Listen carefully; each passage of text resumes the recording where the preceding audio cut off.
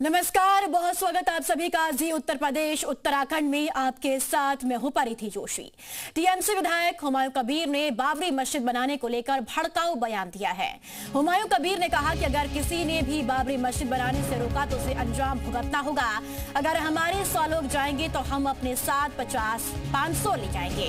हुमायूं कबीर ने कहा कि अभी बंगाल में 37% मुसलमान हैं। जब तक बाबरी मस्जिद पूरी तरह से नहीं बन जाती तब तक मुस्लिम 40% हो जाएंगे। हुमायूं कबीर यही नहीं रुके, उन्होंने ये भी कहा कि मुर्शिदाबाद है, यहाँ 70% मुसलमान हैं। जो कोई भी हमारे खिलाफ होगा उसे गंभीर परिणाम भुगतने होंगे।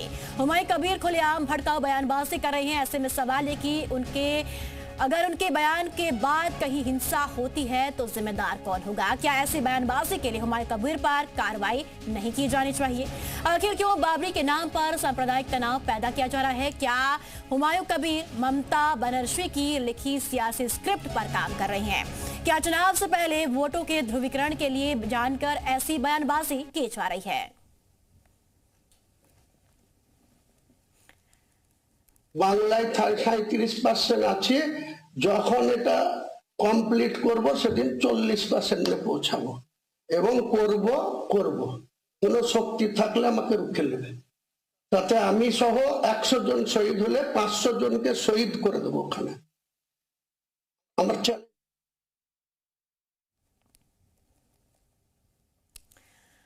तो हुमायूं कबीर के बयान के बाद अब लगातार जो सियासी घमासान है वो भी देखने को मिल रहा है। लेकिन जिस तरह से हुमायूं कबीर ने बयान दिया है उसके बाद कहीं ना कहीं सियासत भी लाजमी है। हुमायूं कबीर के बयान पर बीजेपी ने विरोध दर्ज कराया है। बीजेपी नेता शुभेंदु अधिकारी ने हुमायूं कबीर पर कार्रवाई करने की मांग की है। बाबरी मस्जिद बनाने की कोशिश हुमायूं कबीर कर रहे हैं। ये बंगालियों के लिए, बंगाली हिंदुओं के लिए एक मैसेज है कि आगे आने वाले समय में बंगाली हिंदुओं के साथ क्या हो रहा है, क्या हो सकता है। लेकिन आज कुछ लोग स्लोगन भी दे रहे थे, वो भी थोड़ा ध्यान में रखिए। तेल लगाओ बाबर का नाम, तेल लगाओ डाबर का नाम, मिटा दो बाबर का। इसके ऊपर कार्रवाई होना चाहिए। वो टीएमसी का अभी भी एमएलए है, टीएमसी का लीडर है और उन्होंने अपने धर्म रक्षा करने का बात तो नहीं बोल रहा है, सीधा सुप्रीम कोर्ट को चैलेंज कर रहा है। ये जो कंट्रोवर्शियल इशू था फाइनली सुप्रीम कोर्ट का जजमेंट का बाद रिजॉल्व हुआ। ये अटैक जो कर रहा है हुमायूं जी, ये हिंदू लोग को डरा रहा है और संविधान को चैलेंज कर रहा है, सुप्रीम कोर्ट को चैलेंज कर रहा है। और चलिए, ज्यादा बातचीत के लिए हमारे साथ खास मेहमान मौजूद है। सबसे पहले परिचय आप सभी का करवा देती हूँ। हमारे साथ बीजेपी से प्रवक्ता राघवेंद्र सिंह जी हैं, बहुत स्वागत है आपका। सपा प्रवक्ता धर्मेंद्र सिंह जी हैं, आपका भी बहुत स्वागत है। मुस्लिम धर्मगुरु मौलाना गौस मोहम्मद अजहरी जी हैं, आपका भी बहुत स्वागत है। और हिंदू धर्मगुरु श्री दिवाकराचार्य जी महंत जी हैं, आपका भी बहुत स्वागत है इस चर्चा में शामिल होने के लिए। सबसे पहले राघवेंद्र जी आपके पास आऊंगी। राघवेंद्र जी, जिस तरह से ये बयानबाजी लगातार बाबरी मस्जिद को लेकर हुमायूं कबीर कर रहे हैं, साफ तौर पर धमकी दी जा रही है, भड़काऊ बयान दिए जा रहे हैं। इस बयान को लेकर बीजेपी क्या अपना स्टैंड क्लियर कर पाएगी कि आखिर अब आगे बीजेपी इस मामले में क्या कुछ करने वाली है, क्या कुछ स्टैंड क्लियर करने वाली है? पहली बात तो ये हमें लग रहा है हुमायूं कबीर जो है अपने शीर्ष नेतृत्व के आदेश पर इस प्रकार के अनर्गल बयानबाजी कर रहा है। ये जो ममता बनर्जी है वो चाहती है मुस्लिम जो है वो हमारे एक छत्र हो के मात्र हमारे झंडे के नीचे रहे, इसलिए इस प्रकार की बयानबाजी करा रहा है। दूसरी बात ये, हुमायूं कबीर को जानना चाहिए भारत में सबसे ज्यादा विश्व में मस्जिदें हैं, भारत में दूसरे नंबर पर मदरसे हैं। हमारे मंदिर मस्जिद के कहीं कोई विषय नहीं है, जहां आप चाहिए मंदिर बनाइए, जहां आप चाहे मस्जिद बनाइए। लेकिन अगर अब बाबर के नाम पर कोई मस्जिद बनवाता है या किसी आक्रांता के नाम पर मस्जिद बनवाता है और उसको स्थापित करने का काम करता है, तो पूरा देश जानता है बाबर कौन था, उसने किस प्रकार से हिंदू समाज का उत्पीड़न किया, किस प्रकार से बड़े पैमाने पर धर्मांतरण किया, किस प्रकार से अयोध्या मथुरा काशी के मंदिर तोड़वाए, तो हजारों मंदिरों का तोड़ा, विध्वंस किया। तो अगर बाबर के नाम पे कोई मस्जिद बनाना चाहेगा तो पश्चिम बंगाल ये नहीं पूरे देश में कहीं नहीं होने दिया जाएगा। अगर वो मस्जिद बनवाना चाहता है तो उसके स्वागत है, हम भी उसमें दान देंगे, हम भी उसमें पैसा देंगे, लेकिन अगर वो पूरा स्थापित करने का कोई प्रयास करेगा तो ये उचित नहीं है, ना ही होने दिया जाएगा। ठीक है धर्मेंद्र जी, आपके पास मैं लौटती हूँ। धर्मेंद्र जी हमारे साथ है, समाजवादी पार्टी के प्रवक्ता है। धर्मेंद्र जी, जिस तरीके से ये भड़काऊ बयान सामने आ रहे हैं, क्या आप मानते हैं कि बाबरी मस्जिद का जो ऐलान किया है हुमायूं कबीर ने वो सही है, और जिस तरह से वो बयानबाजी कर रहे हैं वो कितना सही आप मानते हैं उस बयान को? जी नमस्कार परिधि जी, हमारे पैनल साथियों को भी मेरा प्रणाम। देखिए, हुमायूं कबीर जैसे लोगों के बयान से हम कोई इत्तेफाक नहीं रखते हैं, और जहां तक हमें जानकारी है टीएमसी ने भी उस बयान से अपने आप को अलग कर लिया है कि वो पार्टी का न कोई अधिकृत बयान है, न उससे कोई लेना देना है। अब इस देश में समस्या इस बात की है, क्रिया की प्रतिक्रिया चारों तरफ जब लोग मजहबी बयान दे रहे हैं, चाहे इस धर्म के हो चाहे उस धर्म के हो, जब हिंदुस्तान धर्मनिरपेक्ष राज्य है, देश है, और तमाम संवैधानिक पदों पर बैठे लोगों को के आचरण में वो धर्मनिरपेक्षता दिखनी चाहिए कि आप देश के प्रधानमंत्री हो, मुख्यमंत्री हो, और आप जो है किसी एक वर्ग को चिढ़ाने का काम करें, किसी एक वर्ग के लिए अलग से काम करने का प्रयास करते हैं, तो देश समाज में इस तरह की बातें पैदा होती है।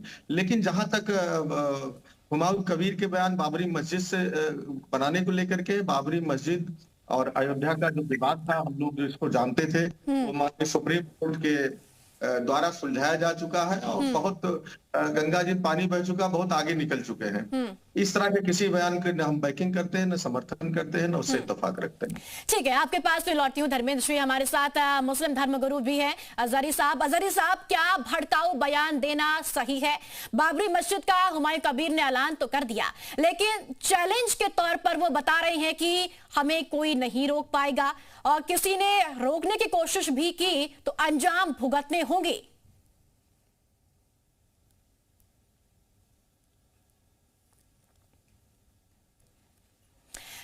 अजहरी जी, आपका माइक म्यूट है, प्लीज आप अनम्यूट कर दीजिएगा।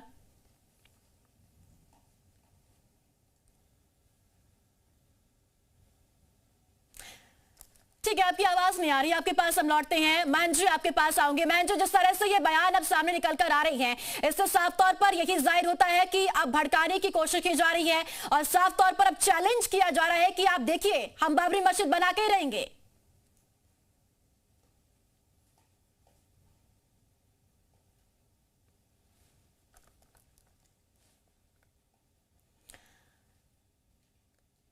तो चलिए, महंत जी तक भी शायद आवाज नहीं पहुंच पा रही। महंत जी, आप तक आवाज पहुंच रही है?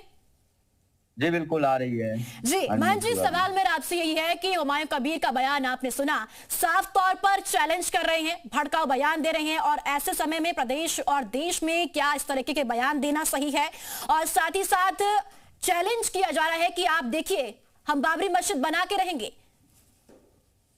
देखिए, बाबर एक क्रूर आक्रांता था, बर्बर था, दुष्कर्मी था, डकैत था, आतंकवादी मंशा का था, जिसने हिंदुओं की लाशों पर तोप से राम मंदिर को उड़ाने का काम किया था, और वहां बाबरी ढांचा रखने का काम किया था। आप मंदिरों को, मस्जिदों को बनवाइए, खूब सुंदर सुंदर बड़े बड़े इमारत बनवाइए, देश की शोभा बढ़ा रहे हूं उन मस्जिदों का निर्माण करवाइए, लेकिन कहीं भी, किसी भी देश, किसी भी राज्य में, किसी भी क्षेत्र में, किसी भी जनपद में, न सिर्फ पश्चिम बंगाल में, अगर आप बाबर के नाम पर मस्जिद बनवाने की कोशिश करेंगे तो 6 दिसंबर 1992 के वही शौर्य गाथा, वही कीर्ति, वही यश जो कार सेवा के माध्यम से भारत के मस्तक पर जो कालिक था, अयोध्या में जिस बाबरी नामा को विध्वंस करने का काम हिंदू समाज ने किया था, पुनः उसी कार सेवा को दोहराने का काम किया जाएगा। ये पूरी तरीके से जो प्रोपोगेंडा है, ये राजनीति के तहत किया जा रहा है, सामाजिक सौहार्द को खत्म करने के लिए। ममता बनर्जी के कहने पर हुमायूं कबीर ने इस प्रकार के बयान देने शुरू किए हैं। आप देखेंगे तो 25 नवंबर 2025 को जहां प्रधानमंत्री जी ने केसरिया धर्मध्वज फहराया है, बाबर का अब इस देश में कहीं भी नामो निशान सुनाई नहीं देना चाहिए। अगर इस प्रकार की गलती कहीं भी होता है तो निश्चित ही कार सेवा की जाएगी, इसमें कहीं कोई दो राय नहीं है, कोई संदेह नहीं है। ममता बनर्जी अनियंत्रित हो गई हैं, अवैधानिक हो गई हैं। ये सुप्रीम कोर्ट को चैलेंज करना है, ये अवमानना है माननीय सुप्रीम कोर्ट का, उच्चतम न्यायालय को दरकिनार करके, जिन्होंने जो है राम मंदिर का निर्देश दिया था बनने के लिए अयोध्या में, बाबर का नहीं। बाबर डकैत है, ये देश ने माना है, और उस डकैत दुष्कर्मी के नाम पर मस्जिद बनाना ये स्वीकार्य नहीं किया जाएगा, कभी भी नहीं किया जाएगा।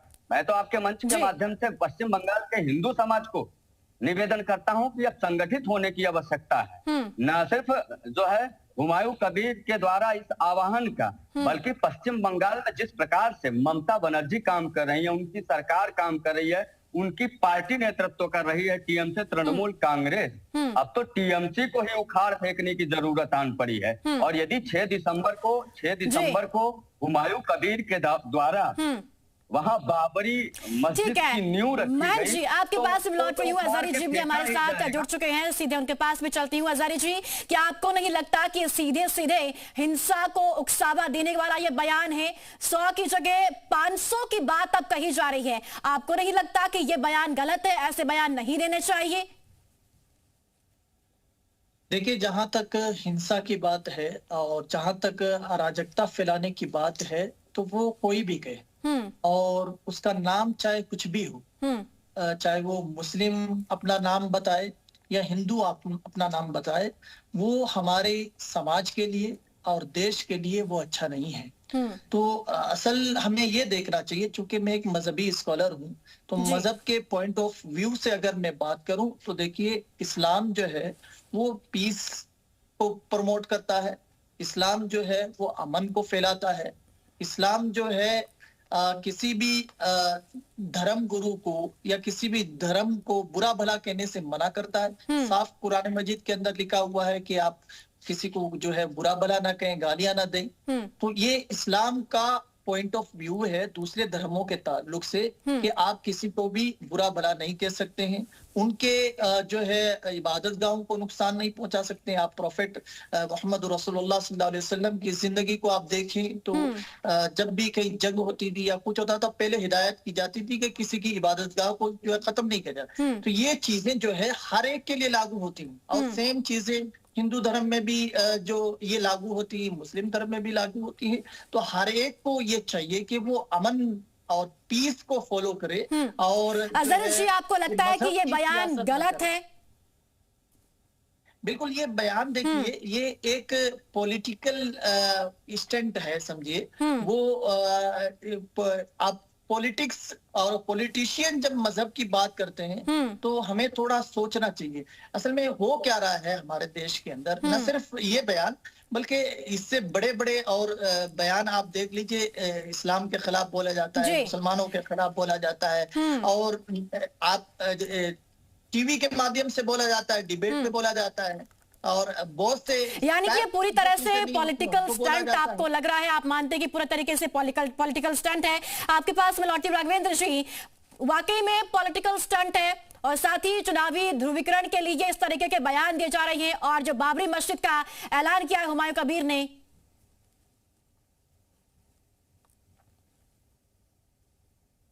हुआ है आज तक ना तो वहाँ जमीन खरीदी गई है, ना ही कोई ऐसी कोई व्यवस्था हुमायूं कबीर ने की। ये बात आज की तारीख में सोशल मीडिया के माध्यम से और टीवी चैनलों के माध्यम से जनमानस के बीच तक पहुंच गई है। लेकिन ऐसा बयान दिए क्यों जा रहे हैं? क्या टीएमसी कोई राजनीतिक दल नहीं है? क्या ममता बनर्जी चाहती है पश्चिम बंगाल में दंगे हो? क्या ममता बनर्जी चाहती है कि पश्चिम बंगाल की सरकार अस्थिर हो? हुमायूं कबीर जैसे व्यक्तियों को तत्काल उसके ऊपर एफआईआर होनी चाहिए और उसको गिरफ्तार कर लेना चाहिए, और सदन की संस्था उसकी तत्काल पार कर देनी चाहिए थी। भाई निश्चित रूप से ममता बनर्जी को ऐसा करना चाहिए था। ममता बनर्जी आज तक कोई भी, ना तो उन्होंने बयान दिया है, सिर्फ ऐसा वातावरण बनाया है, सिर्फ एक ट्वीट के माध्यम से ये कह दिया है मैं इस बयान को अपने आप से अलग करती हूँ, टीएमसी से अलग करती हूँ। इससे थोड़े ना काम बनेगा। उसके खिलाफ एफआईआर क्यों नहीं की जा रही है? उसकी संस्था क्यों नहीं की जा रही है? देखिए, इस प्रकार से करना आज की तारीख में ममता बनर्जी ये बात बेहतर तरीके से जानती है। पश्चिम बंगाल में टीएमसी जो है अंतिम सांसें गिन रही है। अगर ये एसआईआर सीधे तरीके से, बेहतर तरीके से हो गया, निश्चित रूप से वहां का जो जनसंख्या संतुलन जो उन्होंने पैदा कर रखा था वो समान रूप से हो जाएगा। और जो वोटर लिस्ट सूचियां हैं, वोटर लिस्टें जो है वो पवित्र अगर हो गए तो निश्चित रूप से ममता बनर्जी को बाहर जाने से कोई नहीं रोक सकता है। तो वो ऐसा वातावरण बना रही है कि एसआईआर भी रुक सके और जो पश्चिम बंगाल में कोई ऐसा वातावरण बने कि चुनाव भी रुक सके। ठीक है, आपके पास मैं लौट रही हूँ। धर्मेंद्र जी के पास जाऊंगी। धर्मेंद्र जी, क्या वाकई में पश्चिम बंगाल में माहौल जो है वो बिगाड़ने की कोशिश उस वक्त की जा रही है, और साथ ही साथ चुनाव भी अब आने वाले हैं कई प्रदेशों में, क्या चुनावी ध्रुवीकरण के लिए भी इस तरीके के बयान दिए गए हैं? वैसे तो पश्चिम बंगाल टीएमसी आपके साथी है गठबंधन में, लेकिन आप क्या दरकिनार कर रहे हैं पूरी तरीके से टीएमसी को? अब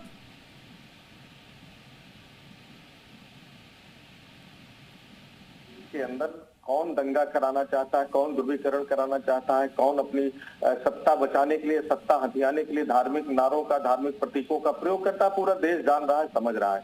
भारतीय जनता पार्टी सारे प्रयोग बंगाल में कर चुकी है। बंगाल की जनता ने इनको अंदर घुसने नहीं दिया। इनकी नीतियों से पहले से वाकिफ थे कि देश को धार्मिक संप्रदायों में बांट करके अपनी सत्ता को बचाए रखना मूल काम है। इसलिए जो है भारतीय जनता पार्टी सिर्फ बौखलाहट में है, सिर्फ दंगा वही चाहती है। आप देख रहे हैं इनकी भाषा से कि हिंदुओं से अपील करूंगा कि तोड़ दो, काट दो, मार दो, इस तरह की बात। अरे भाई, कोई शासक हिंदुस्तान में मुगल साम्राज्य की नींव इब्राहिम लोदी को हरा करके बाबर ने रखी थी। धर्मेंद्र जी, ये किसका बयान था कि तो मार दीजिए, काट दीजिए? प्लीज ये भी क्लियर कर दीजिए, बयान किसका था? अरे अभी हमसे पहले अभी जो संत जी बोल रहे थे, उन्होंने अपने हिंदुओं को, अरे भाई आप देखिए, ये देश में संविधान है, ये कहिए कि संविधान विरोधी कोई भी काम, संविधान विरोधी कि मार दीजिए, संविधान विरोधी एक लाइन में, संविधान विरोधी कोई भी काम इस देश में स्वीकार नहीं हो सकता है। किसी भी शासक की, जिसने किसी भी राष्ट्र में जाकर के शासन किया, कोई भी कालखंड हो, उसके कार्यों की समीक्षा हो सकती है, अच्छे कामों की, बुरे कामों की, उसके द्वारा विध्वंस किए गए कामों की, निर्माणों की समीक्षा हो सकती है, लेकिन उसको नकारा नहीं जा सकता, न इतिहास को लौटाया जा सकता है। इस सत्यता से अगर वाकिफ रहेंगे तो जो है आप सही समीक्षा कर पाएंगे। लेकिन समस्या इस बात है, भारतीय जनता पार्टी, क्या हिंदुस्तान के अंदर ईरानी फारसी आक्रांता नहीं आया? क्या यूनानी मकदूनियन आया कि नहीं? सेल्यूकेशन निकेटर आया कि नहीं आया? दूसरी बात, क्या इंडो इस्लामिक, इंडो पर्शियन कला, संस्कृत, इंजीनियरिंग, मिश्रित संस्कृति का नमूना तमाम इस देश में इमारतें हैं कि नहीं है? तो आपको नहीं लगता कि अगर ऐसे बयान दिए जाते हैं तो ऐसे में पार्टी को कार्रवाई करनी चाहिए ऐसे नेताओं पर, ऐसे विधायकों पर? आपको नहीं लगता? अगर कहे कानूनी काम किसी ने भी, चाहे जिस दल का हो, चाहे जिस मत मजहब पंथ का हो, अगर कोई भी संविधान विरोधी बयान देता है, काम करता है, तो उस पर कार्रवाई संविधान सम्मत होनी चाहिए। हम हुमायूं कबीर के बयान से बिल्कुल इत्तेफाक नहीं रखते हैं, लेकिन इस देश में स्वतंत्र नागरिक क्या कर सकता है, क्या नहीं कर सकता है, ये संविधान ने डिसाइड किया। उसके तहत निर्णय लेना चाहिए, उसके तहत उस पर बात होनी चाहिए, उसके तहत विचार होना चाहिए, उसके तहत कार्रवाई होनी चाहिए। ठीक है, महंत जी आपके पास आऊंगी।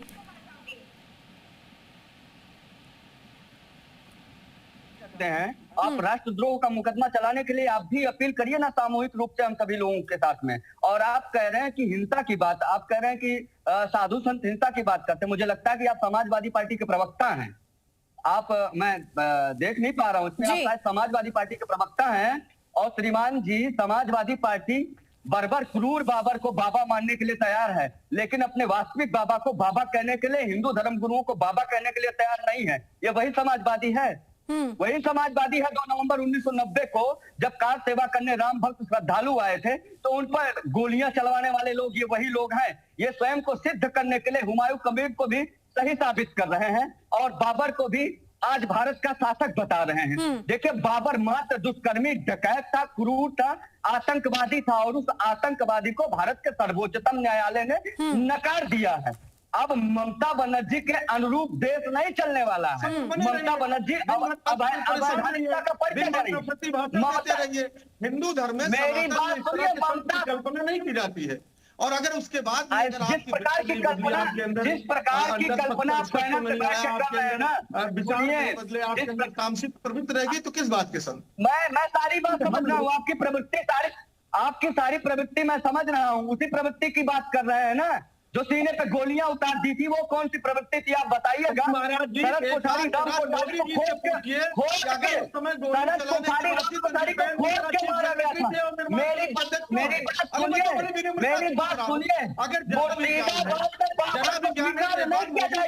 समाजवादी पार्टी के कहने पर बाबर को नहीं स्वीकार किया जाएगा, ममता बनर्जी के कहने पर बाबर को नहीं स्वीकार किया जाएगा। ठीक है मोहन जी, धर्मेंद्र जी एक एक करके जवाब दीजिएगा। आपकी बात ठीक से दर्शकों तक नहीं पहुंच पाएगी, आपसे निवेदन है कि एक एक करके ही जवाब दीजिएगा। जाके बता दीजिए समाजवादी पार्टी को कि बाबर को ये देश नहीं स्वीकार करता है। ठीक है, धर्मेंद्र जी को जवाब देने दीजिए। महंत जी अब धर्मेंद्र जी को जवाब देने दीजिएगा। धर्मेंद्र जी।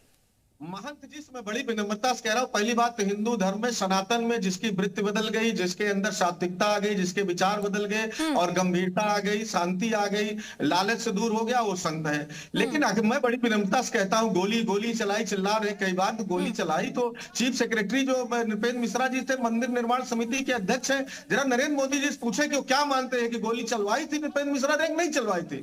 उत्तर प्रदेश में सरकार किस धर्मेंद्र जी बोला करे, ये उम्मीद की जाती है कोई राजनीतिक दल का प्रवक्ता अपनी विचारधारा पे बोले, ठीक है, लेकिन अगर संत वृत्ति में बैठे हैं, आप समीक्षक के रूप में बैठे हैं, आप किसी वरिष्ठ पत्रकार के रूप में बैठे, तो आपसे उम्मीद की जाती है तथ्यों पर बात करें। और आप सनातन को अगर जरा भी जानते हैं, कम से कम आप कपड़ा अगर उस तरह पहनते हैं तो हम लोग मान लेते हैं कि आप संत हैं, सनातन है, आपके विचार बदल चुके हैं, सांसारिक मोह माया से अलग हो चुके हैं, तो आप कम से कम सत्य पर आइए ना। आप मोदी जी पूछे नृपेंद्र मिश्रा को निर्माण। ठीक है धर्मेंद्र जी देखिए महंत जी, इस तरीके से आप बहस करेंगे तो आपकी आवाज ठीक से कोई भी नहीं समझ पाएगा, कि करके आप जवाब देंगे तो तभी आपकी बात दर्शक सुन पाएंगे, समझ भी पाएंगे। अजय जी के पास में एक बार फिर से चलूंगी। अजय जी, जिस तरह से ये बयान अब सामने आते हैं, कहीं ना कहीं बात तो यही आती है कि कानूनन भी तो गलत है, लेकिन पार्टी को भी इन लोगों पर कार्रवाई करनी चाहिए। ऐसे में आप एक मुस्लिम स्कॉलर है, आपकी भी एक नैतिक जिम्मेदारी जरूर बनती है कि आप ऐसे लोगों को नसीहत, मार्गदर्शन जरूर करें कि आपको कि ऐसे बयान खासतौर पर धर्म से जुड़े नहीं देने चाहिए। अगर आप इस तरीके के बयान देते हैं तो आने वाले समय में और आगे क्या होने वाला है? जो भी पॉलिटिशियन हैं और जो भी पॉलिटिक्स करते हैं, तो वो चाहे हिंदू धर्म से ताल्लुक रखते हो या मुस्लिम धर्म से ताल्लुक रखते हो, धर्म की राजनीति नहीं होनी चाहिए और धर्म की राजनीति से जो बचना चाहिए और देश का जो अमन है और जो सुहाग है उसको बाकी रखने की कोशिश करनी चाहिए। देखिए बाबरी मस्जिद का जो ताल्लुक है, ये एक ट्रेजेडी है। बाबरी मस्जिद का शहीद किया जाना ये एक ट्रेजेडी है और इससे बहुत बड़ा गैप हुआ है हमारे दरमियान, और जो सामाजिक सौहार्द था वो बहुत मुतासिर हुआ है। और यहाँ पे जो बातें कर रहे हैं उनसे भी कहना चाहूंगा कि देखिए वो बातें करें जिससे अमन पैदा हो, जिससे शांति पैदा हो, जिससे अमन शांति देश में बनी रहे। ठीक है, आपके पास में लौटते समय की कमी है, सीधे राघवेंद्र जी के पास आऊंगी। राघवेंद्र जी, आखिरी कमेंट आपका इस पूरे मसले को लेकर, क्योंकि आपके ऊपर भी कई बार आरोप लगते हैं कि इस तरीके के बयानबाजी आपकी लोगों की ओर से भी लगातार दी जाती है। नहीं, देखिए, भारतीय जनता पार्टी का कोई भी नेता ऐसा अधिकृत बयान नहीं देता है जो गैर जिम्मेदाराना बयान हो या देश और प्रदेश का वातावरण खराब हो।